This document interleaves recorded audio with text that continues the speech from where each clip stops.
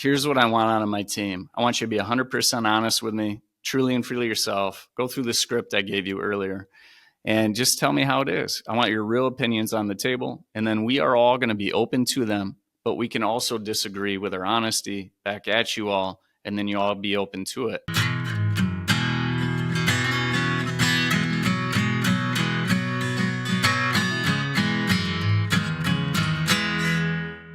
Hey, welcome to 10X Your Team with Cam and Otis. We're a father-son leadership podcast where we talk with other lifelong learners about solving big problems and making an impact. Man, that is the problems. Mm-hmm. Yeah, that can't, folks.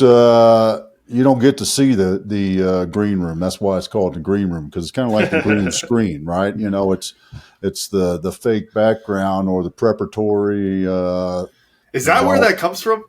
Well, or is it we make an educated guess there? Because no, that ain't where it comes from. Because it was the green. The green room was the green room way before there was such a thing as a green screen. Somebody could fix. Somebody who knows about production and TV and movies could probably correct me on that. Now I don't remember.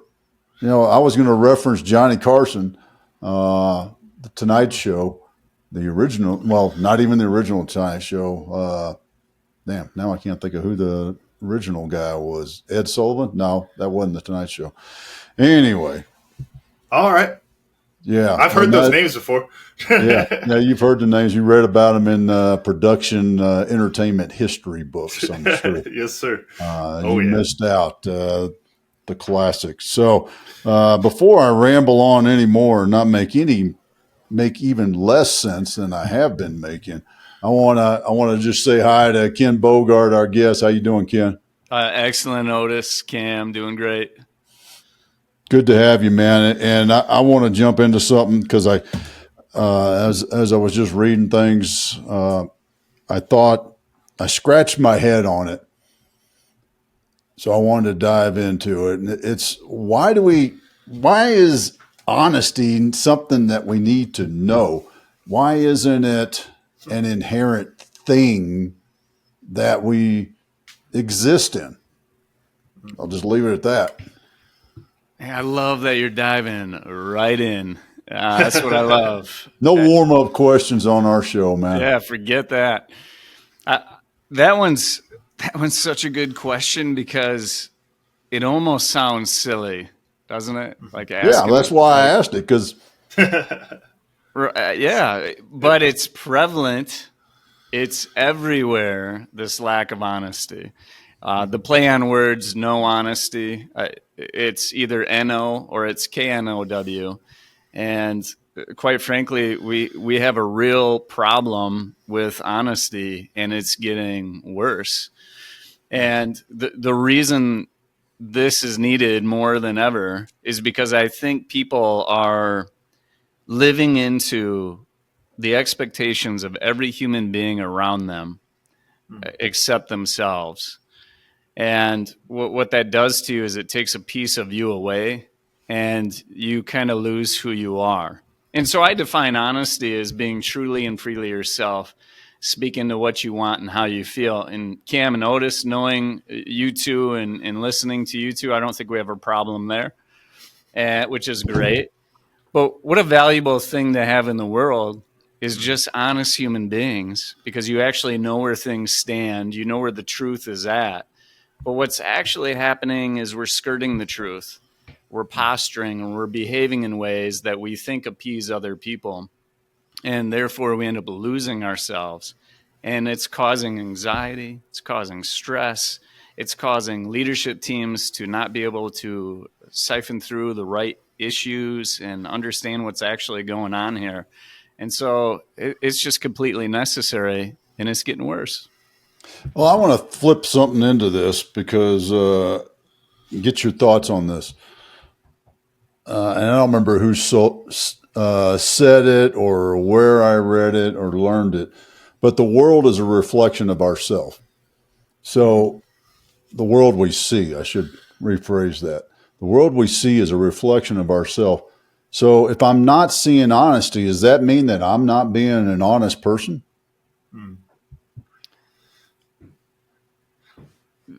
Everybody is not 100% honest. So I can tell you that with certainty. Yeah, And I was going to say with that, it's very much. I think the anger of seeing in other people is usually a reflection of you having that own insecurity of not being honest. Wouldn't you agree, kid? you got to say it again, Cam.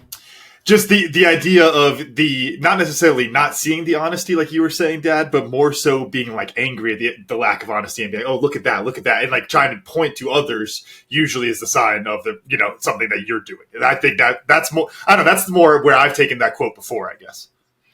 Yeah, it's a reflection. I've not put a lot of thought into that quote. I think how somebody sees the world is their opinion, and that's great. It's great if it's their honest opinion. Mm-hmm. That's all I want. I don't want some fakeness. I don't want some BS. Just tell me how you see it. And it's impossible to see it the exact same way. And so sometimes I think we act like we know what's in somebody's head.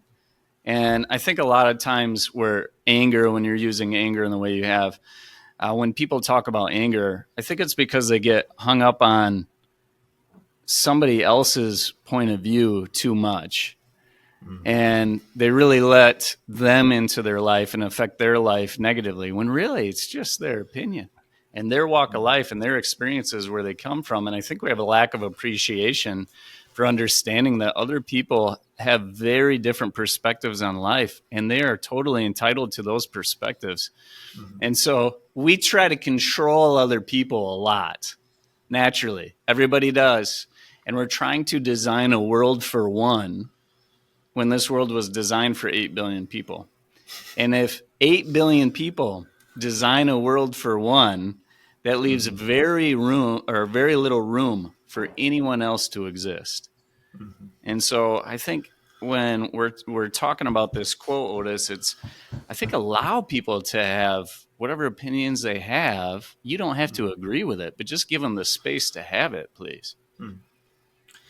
Yeah, I think that's interesting, and we're kind of you've hinted at a few things, Ken, that I would love to get your kind of either summary or diagnosis might be the better word for it. But you kind of talked about like the degradation of honesty, things getting worse in that kind of a way. I think there's the kind of easy example because it's the epitome of these type of things, which is social media and that kind of social posturing and those kind of things there. But I mean, I think we all could also agree clearly that it's not the only problem that is out there causing these types of things. What else do you look at, Ken, as what may have led to that degradation of honesty? Well, I don't know how you were raised, and Otis and Cam, I'd love to hear it. But my father is a stoic German Lutheran retired engineer, ex-military. And so if you pile that up, you build an equation of what my life must have looked like being raised by him solo. So my mother was not in the picture. And so it's just him and I. And between my father and I, there was a severe lack of communication. I'd argue lack of empathy in many ways, and just having good, rich dialogue. And we didn't really have that in our household. It wasn't real strong. And I think about, and I share this because I know thousands of other people have similar upbringings. And a phrase used in my household a lot is you're dealt the cards you're dealt, and that's it. Mm-hmm. Which is great to build resilience, but you got to be able to talk about things and through things, especially as a young child, to try to understand the way the world works. And here's another phrase for you: shut up and do your job, or don't share that. Why would you share that and let people use that against you? Mm-hmm. And so slowly these kind of things are intertwined in our upbringing or in our history.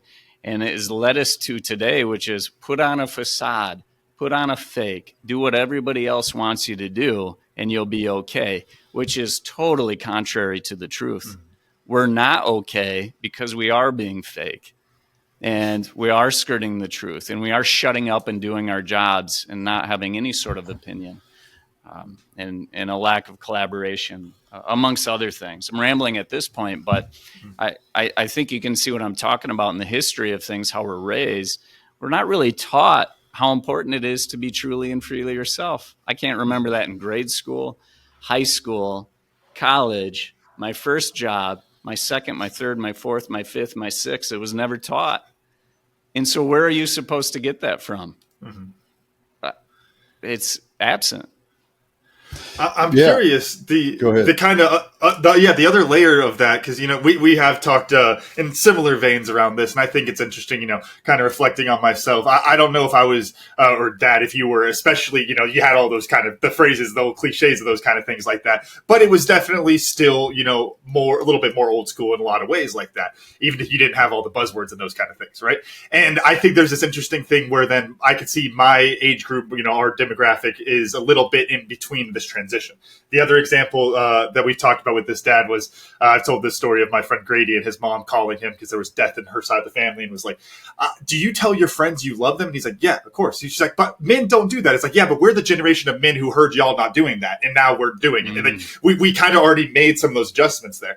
In your work with No Honesty, Ken, I'm very curious what kind of starts of changes or the seeds of those change that you've seen of the generational effect like that. There's a generational effect. I mean, absolutely. There's a gender effect. There's all sorts of economic circumstances that have effects. There's all sorts of effects. The truth is, everybody struggles with this in some way or fashion. They struggle at being truly and freely themselves. And it's in large part different by generation here and there. Like you're talking about some of those examples, Cam.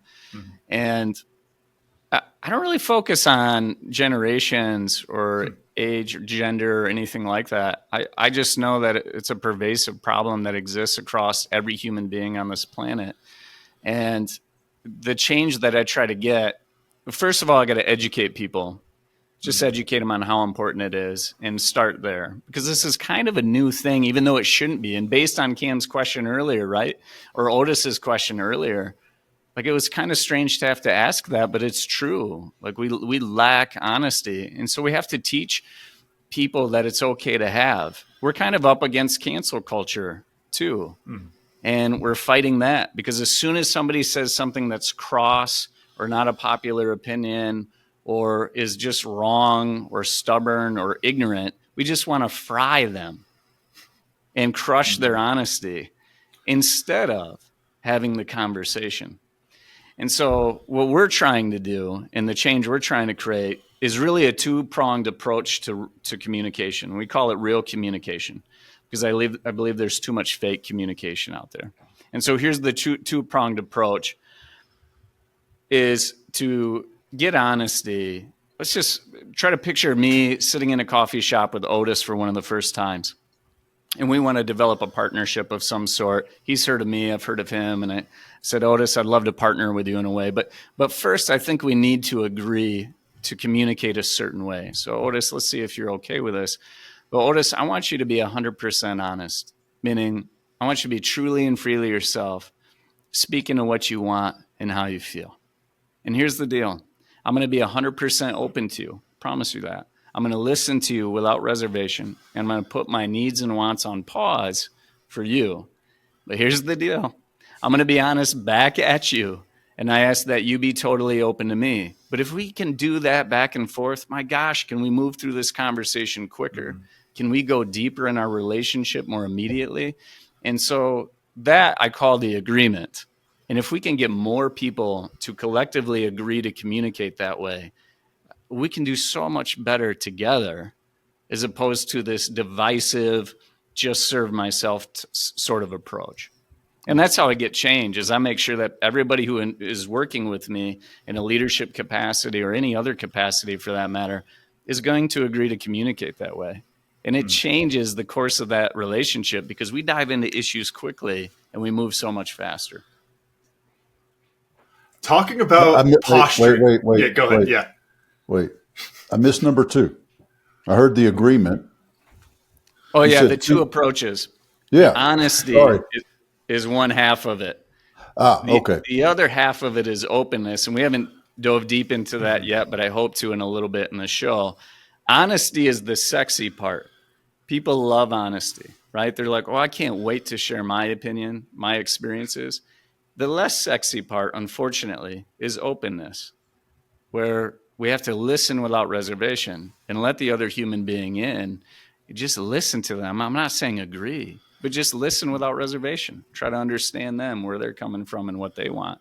But those are the two sides of real communication that we're really pushing for. So thanks for asking that. No, I was just going to ask, talking about posturing and those kind of things, then what is the mechanism? And maybe it is just, it's like, hey, people still lie and you kind of have to live in that world, of course. But my first thought is if I'm in this business deal and it's like, gosh, I really, really want that, I might just go, oh, yeah, kid, we're going to be honest. Totally. It's very easy to then just kind of posture in that way. What are your thoughts on that and kind of teasing out the genuine behavior from people wanting to seem genuine because it's like a calculated move, I guess would be a way to put it. If somebody agrees with me to be open and honest, to me, that gives me permission to call them out when I don't believe they're being honest or open. Yeah. If they do not agree with me, we are probably not going to have a great relationship, nor one I would invest much time in. Mm-hmm. And so the agreement is crucial, but then it allows us, look, you agreed to it, Cam, and I agreed to it. So let's just stick to it. And when I'm sensing BS, or that somebody's trying to skirt the truth on me, I'm not coming at them, but I'm simply bringing it up like, hey, are you sure, Cam, that's what you mean? I'm just sensing maybe you don't feel real good about this idea. But I think the more you lean into this open and honest type topic, the better you are at reading other human beings when they're faking it, or when they're skirting the truth, or they're putting a wall up on you because they're not willing to be open. And then I think we got to be in a relationship where it's like, hey, Cam, is that what you really mean or what you really want? And it's okay to verify and ask questions and get affirmations about where somebody's at. If you don't have the agreement, though, it's a free-for-all. I want to discuss that a bit more because I find it fascinating. Because one of the things that I've always known and also teach on the leadership side is that as a leader, your one of your roles is to not be a conduit of communication, of information to your team, but to be a filter. And that open honesty can play against you too, right? Because as a leader, if you're in that, in your mind, you're like, God, this is going to be freaking hard. But if I, and I'm trying to think of a really good example, but nothing's popping in my mind. But the point is, you get the B. How about this one? You get the BS from up high coming down. And my role as a leader is to block the BS from up high so that my team can do their job and not be distracted by that BS. And also the woe is me, as the boss, this really sucks and is frustrating, because if I demonstrate that I'm having a hard time, that energy goes out to my team. So let's talk a little bit about that. And by the way, here's a sidebar. I feel like I need to say cano so that I'm not saying no honesty. I'm saying cano honesty. Go for it, Otis. That's fine by me. That's a first for me. That's fine by me. You're poking at some really good things here. And, questioning philosophy, I think, is important. And I think one of the reasons we're here talking about it, the three of us, is let's try to filter through this stuff and put out the right message to the world. And I believe the right message to the world is get on your pursuit of honesty as often and as frequent as you can. But there are going to be times where you get derailed. And quite frankly, honesty is not the best thing for you, right? I give you an example. If my wife we're about to get married and she does not look good in her wedding dress, and she asked me, how do I look in my wedding dress? To me, that seems like a really good moment in time that I will fall off of my pursuit of honesty, and I need to get back onto it. And I will not be telling her, well, I don't think it looks that good on our wedding day. I will not tell her that. But I think then, or any day for that matter. okay, you're right. You're right. But I think then there's some truth there. There's some deeper thing. Why is she asking that? Or what have I not done to let her know I think she's beautiful? And why is she maybe coming across her as insecure? If I cause that insecurity, so I think people run away with exceptions a lot of time and make a lot of excuses to not be honest when I don't think that's the right thing to do. Mm-hmm. And so there are times where there's legal issues and HR issues. And in our nation, you can't get around that.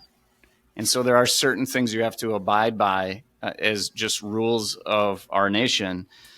But I think, I don't know, when you're going to make cuts in your organization and you don't want to just announce it coming right out of the meeting room, I'm not sure that's dishonest or being fake.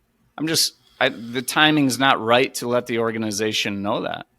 Mm-hmm. And I think it's okay to also say, hey, there's information I can't tell you yet, but there is more to come. So I think there is a way to communicate without being a liar or a fake or something like that. And then for the person who's having a sucky day, I personally want to know you're having a sucky day. And I'm going to put you in a position, though, where we're going to turn it around.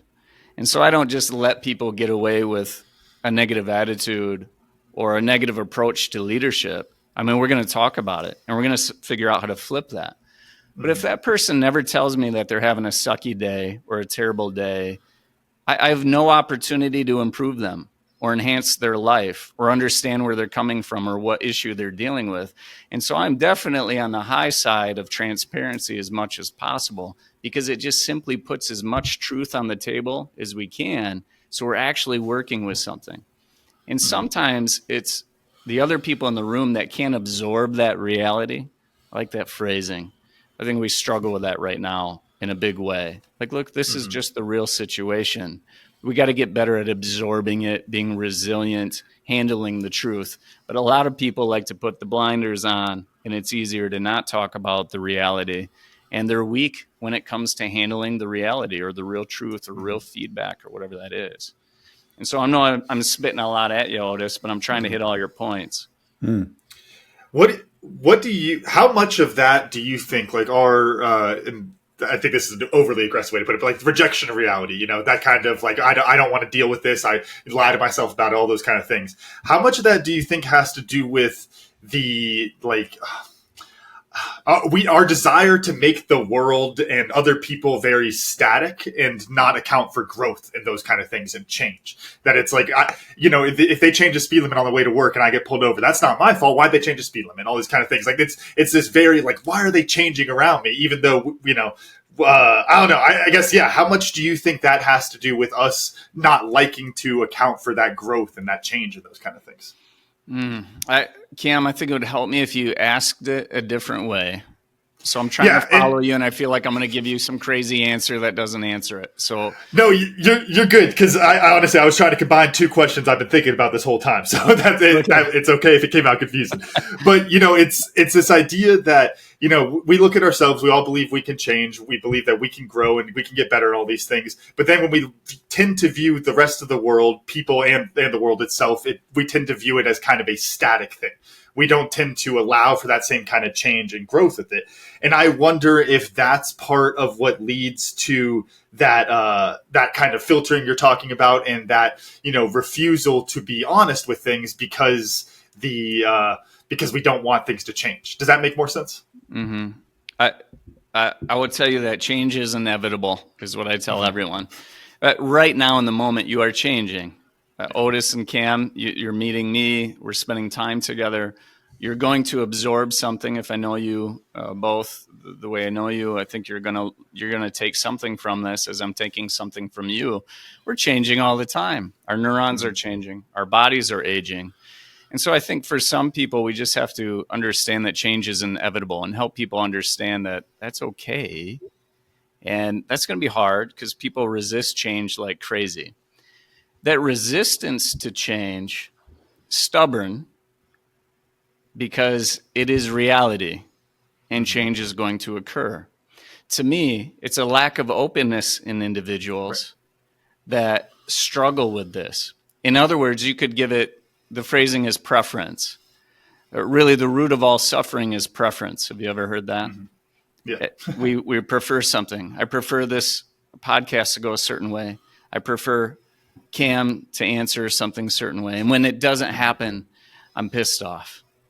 And so all these preferences we pile on and the controls we try to put in our life cause us pain. So in other words, I think openness is very similar to let go of some of your preferences. Quit trying to control the whole world. You will drive yourself insane. And take it in, relax, listen without reservation. Put your needs and wants on pause for the things around you and the people around you. You will be a happier human being, no doubt. But then you do have to be honest, and you do have to push your life into the direction you want it to go. And so be truly and freely yourself. Just understand there's going to be points where you rub up against other people's preferences and other resistances in the world. That's the time to turn on the openness and quit getting so pissed off at everything you can't control. And so you have to bounce back and forth between honesty and openness. But it is a mindset. And you watch these mindsets, and a lot of times, type A, you know the types, because you guys are working with leadership teams and leaders all the time. They want it a certain way. Yep. And they drive it exactly what they want. They're probably high honesty and many times low openness. And so when they're driving like that, they're not creating a team atmosphere. They're creating a dictatorship. And now some dictatorships work. So I don't want to be naive to the fact that dictatorships don't work. But it leaves no room for anybody else. And so we're trying to create a balance and increase everybody's honesty, but also increase everybody's openness, especially in those type A's. Ooh, Need me to jump? I'm debating whether or not to chase that rabbit because it's an interesting thing, and it reminds me of some places I've been in the world. When you said the dictatorship is that it is right in some cases, and I'll tell you it's right in some cases in the country, some countries at some time. But what happens is it is impossible to last because when everybody on the team is told exactly what to do and they only do what they're told to do, then the single fail point becomes the leader. Yep. And that's a problem. That's a problem for longevity. That's why it's a leadership style, but it's not a enduring thing. And even as large as when we start talking about it in a country, it works the same in a country. There's a time and a place in a country, and that's a whole nother discussion of what that time and place looks like. But it has to lead to the openness that you discussed. Otherwise, it cannot last. 100%. Music to my ears. Yeah. Yeah, I think, and going back to the openness side of it, taking the dictator example, I mean, that the freedom, the completely open example is the other end of it. Because when you have, we could talk about, we're in an election year here in the US. I'm sure we could all talk about this in all sorts of different ways, but it's like having that freedom to operate, having the the desire towards openness and always erring on that side creates its own set of problems. And I think that's where it gets interesting to one of your earlier questions, Dad. As a leader, then how do you try to balance things? You could almost be this philosophical, like, hey, like you're like this hardcore free market person. It's like, hey, everyone can do whatever they want in this business, but I'm going to give you the incentives and all this. And it could just completely blow up in your face and nobody's doing the things you want them to do because you didn't set up the rules and regulations for them to follow exactly what you want. Like there's an interesting push and pull there. But I think, going back to the philosophical level, then you have to err towards a side. And I think that's where you tend to drift towards that. But on the openness, there's one more piece I wanted to touch on, which it's something I think is incredibly important. It's from The Art of War, and I talked about it a handful of times, Dad, as one of my favorite pieces from The Art of War. The Art of War or The War of Art? The Art of War today. I got it right this time on my first try. Both great books, like we say every time. But no, the talking about the golden bridge for your enemy to retreat on. And I think that's the biggest thing. When you talk about even just take honesty specifically, right? If I want people to be more honest, if I am never giving them the opportunity to grow and to join the honest team, if I am just putting them into a corner, then we're never going to get any of the growth. That world that Ken is working so hard to build, that's never going to come to fruition if you're always dishonest. And now you're over there, we can't have you in our group. I'm interested, Ken, what are your thoughts on maybe a tool, maybe a little bit of a tactic of how to build that golden bridge for people to start being honest and to fix their lives in that way? Yes. Well, we have one. It's just got to come from the leader. I have to say that, like, the leader has to promote this and encourage this on their team. So if you're a leader right now and you're listening to this, I think the most important thing you can do is go back to your team and say, we're going to agree to communicate a certain way. And here's what I want out of my team. I want you to be 100% honest with me, truly and freely yourself. Go through the script I gave you earlier and just tell me how it is. I want your real opinions on the table. And then we are all going to be open to them, but we can also disagree with our honesty back at you all. And then you all be open to it. And so go teach that agreement right away. We have what's called your pursuit of honesty assessment, in which you can measure how open and honest you are. So if you just Google it, you'll find it, the pursuit of honesty assessment. And it measures your percentage of honesty in your personal life and in your professional life. Many times they're different. Maybe in your personal life, you're less honest for whatever reason. And how open you are in your personal life and in your work life. So it really helps to source where you're struggling. And then there's this tool or this practice we call the open and honest model. And it's just simply a quadrant. So if you're listening, you're going to have to picture this. But in the upper right quadrant, it's 100% honest and 100% open. So high honesty, high openness. That's where we're trying to go.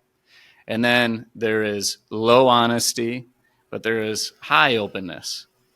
And that's maybe your dictator types or your type A. I was going to say, give an example for that, because that's the one I have a little bit more trouble wrapping my head around, I feel like. Sure. Then there's the high openness, but low honesty. So they're not going to be truly and freely themselves, tend to be a little more quiet, reserved, but they're open and they're always listening. They're a little more passive. They're a little more stagnant. And sometimes they come across as insecure because they're not calling shots or not deciding. And then there's the bottom left quadrant, which is low honesty, low openness. You got passive, or you got unreliable, untrustworthy. That's where you don't want to be. I wrote this book. It's called No Honesty. How ironic is that? But I wrote this book in hopes to help that population out that is low honest and low open. But that is the population that will never buy my book. And so that is the difficulty we're up against. And so what it's going to take is just a huge community of people that are saying we have to start talking a different way to one another.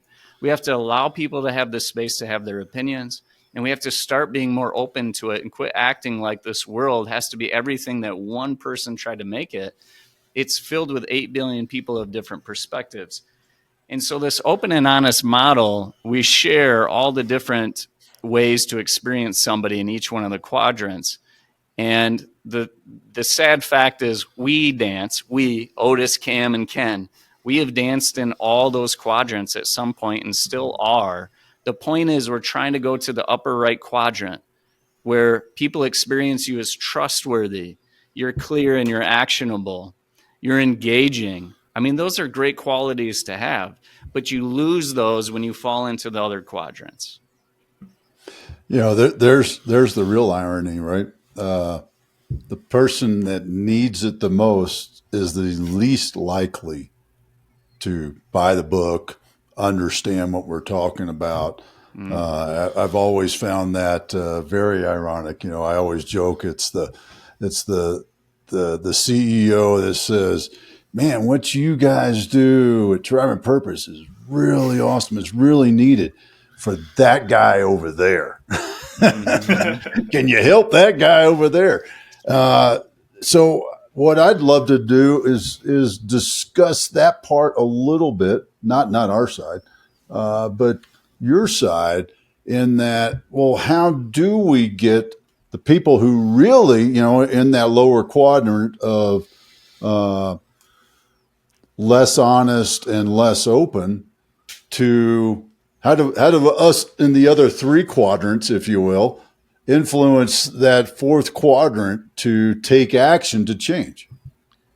Well, I welcome any one of your listeners to reach out to all of us and tell us their ideas, because I am not the man with them all. That is for sure. And, I have a small team, and we have an approach in mind, which is this assessment, which is currently free. And I believe it'll be that way for at least another year, if not forever. But it's free because not everybody can afford it. And we want more people to take it and to have a revelation in their life of, wow, here are where my scores are, and here's how far down I am, and I want to make an improvement there, if they ever go to the site and take the thing. The other piece of it is we have this book that we're putting out to the world. And my hopes are that, so Cam gets this book, and then Cam knows somebody in his life who he's like, I think I know a couple people that really need this. And Cam gets done reading it, doesn't have to buy it for the other people. I'm just saying, give it to somebody else and say, I think this could really help you. And so it does take a community to do that. And of course, we do workshops and programs for leadership team members where we're helping them out. And here's the thing with leadership teams. Leaders are typically privileged to get the education that they get, the experience that they get, the programs they go through with you all. They're totally privileged. And I think we got to remind them of that you're privileged to be here. How awesome is it? You get to keep growing, but you're the kind of person who has always wanted to grow. And the reason you're here is because you want more out of life, and you want to expand your mind. Further down in the organization, that privilege does not typically exist as much as it does at the leadership level. And so in the workshops that we do, we start with the leadership team for buy-in, but we push it down through the rest of the organization. So we get it to that mid-level management group, and we bring it as far down as it makes sense. Quite frankly, I think it belongs all the way down. Mm-hmm. And so I think our approach, given the size we're at today, and it will grow into this big beast at some point, but we're going to start with companies, and we're going to get leadership teams bought in and pushing this down throughout the rest of the culture that they have, and encourage people to be more open and honest. And I think that's going to be our quickest way to get this out into the world at this point. Talking about privilege there made me think of something really interesting, kind of an economic comparison that I'd be interested to hear your thoughts on, Kim. And bear with me for a second on this. But the idea of, the different groups of people and the way that we tend to select our, marriages and our mates, I guess is the better way to put it, right? And how you have people that are high educated tend to just go with high educated. And you kind of get this division that starts happening, and it can be, could create a lot of problems in countries and those kind of things, where you have the people who have this good trait tend to only select other people with that good trait, and therefore we kind of get this double population. Is there a little bit of that happening with honesty in a way, where it's like, I don't want to work with, I've read the book, I'm honest, I am open, but gosh, I just hate dishonest people, and I don't want to be around any of them. And now we're kind of creating a separation there. What are your thoughts on, I guess, that idea in the first place, but then also bridging that separation? Yeah, there could be a separation there.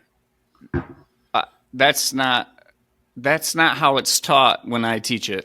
The way I teach it is educate the top educates everybody else. Mm-hmm. And so we're not leaving anybody behind. We don't want division to take place. And somebody could take it that way totally. And I understand. And I guess I mean less so that there's this malicious idea of actually separating, but more so a natural separation that just tends to happen. That's why I use that mating example, because that's just one of people who go to college tend to marry people who go to college and those kind of things, right? Yeah, that's going to happen. It's just going to happen. And I mean, we're built to divide and try to live our own lives, and we're lazy. We're just lazy. We take the easy way out all the time. Our ability to communicate gets harder and harder the more different people are from ourselves. And so I don't know. You live in a different region than me, so there's one difference that causes a little bit of a challenge for us to be open and honest all the time. You have a preference in what to do with your guns, and I have a preference of what I want to do with my guns. You have a preference in what pets you like, and so the differences pile up, and it gets harder and harder and harder to communicate that way. Now, enter different country, totally different culture, totally different language.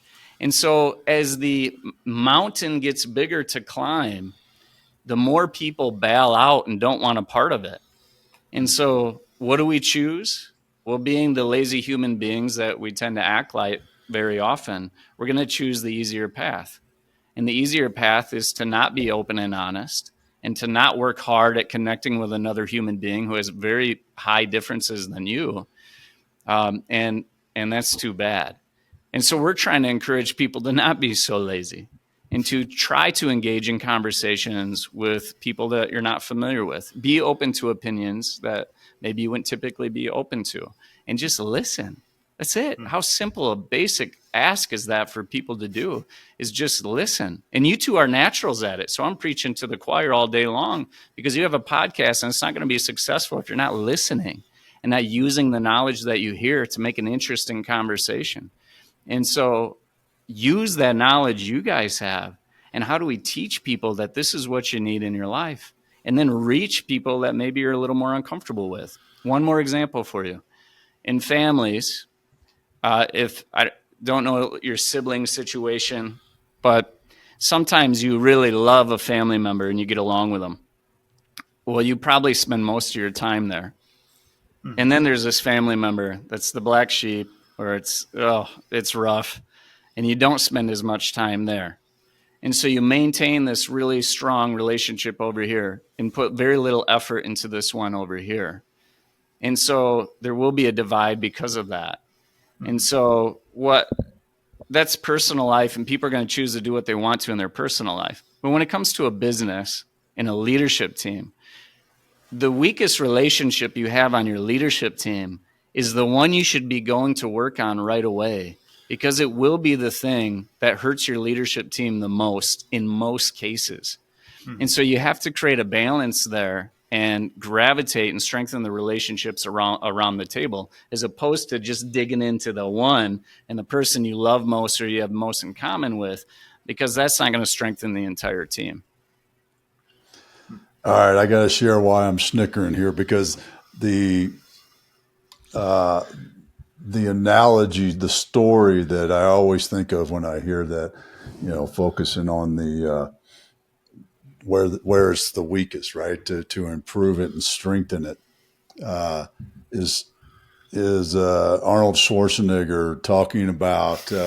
This is way back. I think it was in his book Bodybuilder or something along those lines, or I don't. It may have even been in the movie, that Pumping Iron movie, and he talked about how weak his calves were and how small they were.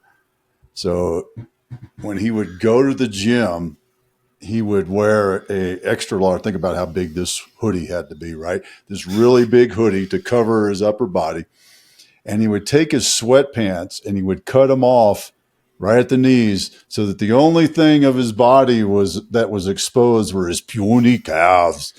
And because he had puny calves, all his bodybuilding buddies would make fun of his puny calves. And you think about that, there's so much truth to that. It's really, I'll always laugh about the story, because I'm thinking, Arnold Schwarzenegger, puny calves. Oh my God. Yes. But compared to the rest of himself, as a bodybuilder, that's where he was. That was his weakness. And he exposed his weakness to everybody so that it would get stronger and be more balanced in his approach. So That's so good. If I didn't write this book already, Otis, I'm throwing that in there. That is awesome. Second edition. The phrase would be, let's start exposing those puny calves. there you go. I think that's what we need to start doing. But you're right. So, I mean, we're laughing because it's a funny story, but there's a lot of truth to it. And so what did it do for him? It made him work on it. He put the truth on the table, or the truth in the mirror, visible to everyone. And so now what are we to do with it but work on it? So I love the analogy, and I'll probably use it, Otis. I'll try to give you some attribution to it. But. Well, please do. And, give Arnold some credit too, because, what a character. I feel like we would be remiss if we didn't touch on this, because I think it's a really interesting thing I'd love for you to share. And that is, we've talked about all this touchy-feely stuff that you do, come on guys, be honest, right? Making fun of it, That's good. just because it is touchy-feely. But then we got the other side of who you are and what you do in this EOS, the entrepreneurial operating system. There is nothing more structured in the business world. You wouldn't believe the number of people I run into day in and day out at networking things when we talk to them about what we do at Time.End Purpose, and they go, "Oh yeah, so that's kind of like EOS," or "I'm doing this with EOS," and da da da da. Very, very structured. Share with us how you are dovetailing this touchy-feely kind of abstract thing of honesty with the structure of EOS. Yeah. Are you familiar with Dan Campbell? Detroit Lions head coach. Oh, yes. Yeah. Okay. You're talking, I don't know, if we're going to go the route of saying that's a man, right? Like, look at that guy. Oh, yeah. I'll tell you what, he's probably the most honest and open public figure I've seen. And, not too many people calling that man touchy-feely. And so, I'm thinking about your comment, and I think I've heard that before, and I get it, and I understand it. And then I think of Dan Campbell, and I'm like, the man's up there, he's crying, he's talking about how it really feels and what he wants for his team. And you know what's happening to that team? They're galvanized to this. Oh, and they look good last night too. Right. Oh, yeah. Woo. And how they act and what they do for this man, because he's human and he's not some sort of fake phony, So I think people are attracted to that in many ways. How it dovetail into EOS. Gino Wickman is the founder of EOS. He wrote the book Traction. If you ever got a chance to meet him, maybe you have, but just incredible human being, just absolute knack for business. But open and honest is something that he's promoted since the beginning. And it's just not targeted in EOS in the way that the tools of EOS are. So EOS, think about the 5 major tools. I'll rattle them off. I don't want to belabor them, but accountability chart, the rocks, the level 10 meeting, scorecard, and the vision traction organizer, the VTO. Those are the 5 major tools of EOS. How it dovetails into that is those tools are worthless if your team cannot be open and honest. The tools don't work. So if you have somebody sitting on your leadership team who skirts the truth all the time, or they're insecure and they're not saying what they really feel, or you have somebody on the leadership team who's not open to other ideas, you just won't be able to work EOS in. Your scorecard's going to be a mess. It wasn't challenged because nobody was willing to be honest. Your accountability chart and who you put in the right seats maybe are not the right people in the right seats because you weren't being honest about who should be, because you didn't have enough courage to say, hey, Steve shouldn't have been in that seat. It wasn't strong enough. But when we hide things and we're not honest and we don't come together as a team to try to navigate these very difficult topics, you're very weak with your EOS system. And so the revelation for me about 5 years ago, I've been doing it for 8.5 years. My revelation about 5-6 years ago was that this whole thing doesn't work without open and honest communication. And now I just dig in like crazy. And from a facilitator standpoint, it's all I see. I see, is this leader being 100% honest? And if not, I got to extract that out of them. Is the rest of the team being open to them? And if not, I got to wake them up so they're listening without reservation. And so I'm really seeing those 2 pieces play out in the session room on a regular basis when I'm teaching it. And I just make sure we're as clean and pure with our communication as we can be. I'm really curious. Last question here before we wrap up, but Ken, talking about solving this problem of dishonesty and those kind of things you said, and like listeners, if you have the idea, send it to me because I don't have all of them, right? Well, I want to throw at you an exercise I always love, which might not give an actual solution, but I think it always gives an interesting piece of it, which I call it like the magic wand solution, right? So it's not completely unrealistic magic wand to you, Ken. What would you change? What is the system you'd magically create that would help to fix this problem? Is it everyone gets a copy of No Honesty and they have to read it and take a quiz to make sure they actually understand it? What are you doing with that magic wand to try to solve this problem? That everyone would agree to communicate with open and honest styles for the rest of their life. That's it. The agreement, we call it the agreement, is just, Cam, I just want you to be honest with me. I'll be open to you. I'll be honest back at you. You be open to me. That's it. And I think about my wife. I write about her a couple different times in the book and some of the challenges we've had and still have. And we're working through just our challenges in life. And a lot of times what it comes down to is we just refuse to communicate. And it's so silly. It's just silly. The person you love most in your life who lives under the same roof as you, and we refuse to be honest and refuse to be open to one another. It's silly. And so marriages suffer for this reason, and relationships suffer for this reason. And so we got to get the agreement in as many people as we can. And man, that's the one thing to try to put through. The book's going to be great. The book's going to have it in there. The assessment's going to help with that. The workshops all help with it. We got to get this agreement as some sort of movement in the world. Hashtag the agreement. I don't know. I'm not good with hashtags. Throw the ice bucket in there, maybe. Bring back the ice bucket with the agreement. Yeah, help me out with that. Somebody who's trendy can handle all this stuff can help me. I keep hearing is I keep hearing next book title, The Agreement. Okay. That's because there's a lot to unpack in that 2 or 3 sentences you said. Mm-hmm. There's a lot to unpack. So you heard it here, folks. Ken's next book will be called The Agreement. So, and to open up the book to get into it, you got to sign, and we got to work on the technology there a little bit. But you got to sign the agreement, then you get the info. All right, well, call the scientist. We'll get him on it. All right, there you go. Awesome, Cam. Oh, I love that. Sign before you move on. That's good. That might actually write that one down. That's actually write that one down. I like that. I something I learned was more of I'm going to call it a clarity point, because Camden has used the magic wand thing in a number of instances on the show a couple of times, and in some other instances. And I think I just realized today why he wants to use the magic wand. Wait, let me get my wand. Why he wants to use the magic wand. It's because he's a Harry Potter generation. He's like hocus pocus, whatever Harry says with this little wand thing, and he throws things at people. There you go.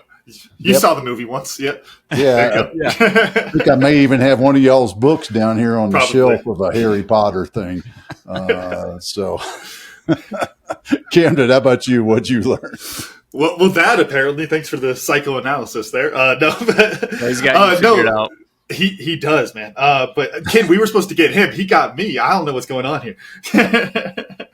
But no, for me, it was talking about the quadrants. I even said this, Ken, when you were explaining it, but the idea of the low honesty, high openness, I was having trouble wrapping my head around that. And I think that is such a interesting, I guess like bucket to put folks into when you're trying to analyze different types of honesty and communication, of that like lower confidence and such a low confidence and self-esteem. I'm sure there's other reasons for it, but that's the way I kind of understood it, was somebody with low confidence. And so therefore they're not honest with themselves, and therefore they don't voice their opinions, and they kind of let themselves get walked over in that kind of a way. And they're very quiet in the team. And I think I could picture a lot of people, myself included, at one time or another, who has been like that. And I can totally see how that happened. So I just had to put that together, the idea of a low honesty but still being very open person. I thought that was really interesting. That's great. Here's what I got. Yeah, how about you, man? What did you learn? Here, I'm thinking about some of the stories you all have shared, and Otis has got some good quotes in there, and clearly there's a subject on his mind that has been on his mind for a long time. And I think in large part it might have to do with Otis's puny calves. So that's my takeaway. Awesome takeaway. And I know here's my open and honest reply. When I thought I was going to be I thought I was going to be Arnold. Ooh, man, mom and dad did not gift me with the genetics for calves. Let's just say that's awesome. We share that. Yeah. Ken, how do folks find you? See what you got going on? Tell us about the book and whatever else y'all got happening. Yeah, I would like to say, please don't hesitate to reach out, and don't make it like some sort of weird thing where it's like, here's this guy, Ken, some author, speaker, founder, blah, blah, blah. Please, I'm a normal human being trying to navigate this world like you. Reach out to me, connect. Yeah, I'm here to help people. And how you can do that is, one, through LinkedIn. Please add me on LinkedIn, message me on LinkedIn, engage with me on LinkedIn, question philosophy on LinkedIn. That's fine by me. And then also you can reach out to me directly at ken@knowhonesty.com. That's KNOW, honesty.com. But those are the two best methods to do so. And if you want to pronounce it like Otis, you can say Kano Honesty. Yeah. KnoWHonesty.com. Ken, thank you so much for being with us today. Hey, what a joy to be with you two. Really, I don't think I've had more fun in a long time. So I appreciate it and your faith in me and what we're doing. So thanks. Camden, run us out. All right. Thank y'all for listening to today's episode of 10X Your Team with Cam Otis. And a special thanks to our guest, Ken Bogard, for joining us today. Remember, you can watch full episodes of the show on YouTube at 10X Your Team. And if you enjoyed today's episode, please make sure to pass along to other lifelong learners in your tribe so they can enjoy it too. Follow us on Facebook, Instagram, and LinkedIn. As always, the full archive of episodes is available at www.10xyourteam.net. Thanks again, and we'll see y'all next time.